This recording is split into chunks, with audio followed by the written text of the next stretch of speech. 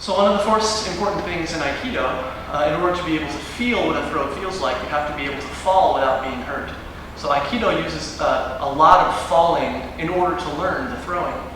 One of the great things about Aikido is that we work with another person face to face, grabbing onto each other and throwing each other completely, which is different from a lot of martial arts that do a lot of kata by themselves, or pull punches and things like that, so you don't really get to feel the full impact of what you do.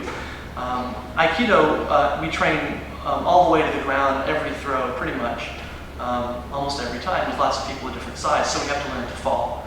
The basic principles of falling take the alignment that we learned while we were standing and take it to the ground.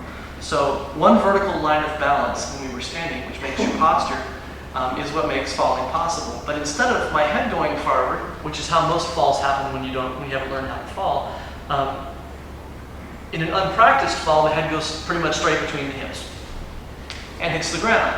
What we're interested in doing is establishing a new vertical line from the down hip to the opposite shoulder. Then the equilateral triangle that's made by your nose coming down when you bow with your knees equidistant apart. My nose makes the tip of that equilateral triangle with my knees. That's where I'm going to put my shoulder when I do a roll. And I'm going to take my head to the side to get my spine and my head out of danger.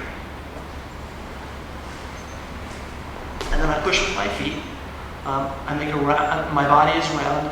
And the other major Aikido principle that's really important to start off with from day one is you're using your center to generate all of your energy and all of your technique.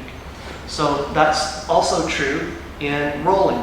So it's the middle, it's the core muscles that join your lower body to your upper body that are informing how your structure holds you in space. And it's that structure that keeps you safe as you roll, not strength of arms or strength of legs or any particular part. It's everything working together. So you end up round, and you choose a safer shoulder to hip transit for your roll rather than a somersault, for instance, head to your coccyx. So you're at an angle like that.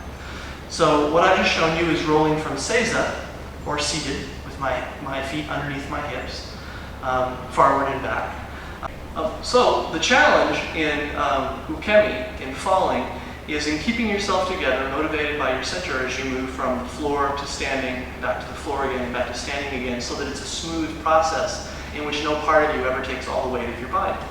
So as we roll from seiza, sitting, forward and back, we then need to graduate until we can move from being all the way on the floor to being all the way standing.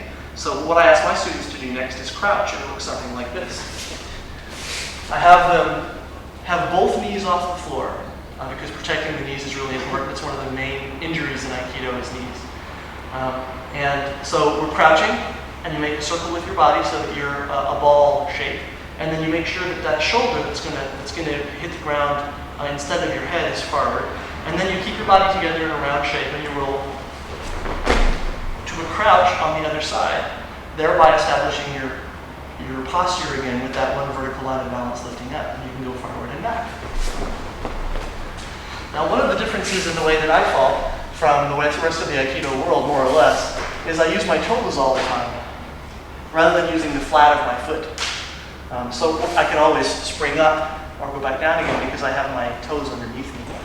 Then, when you've done the crouch, the next phase is standing.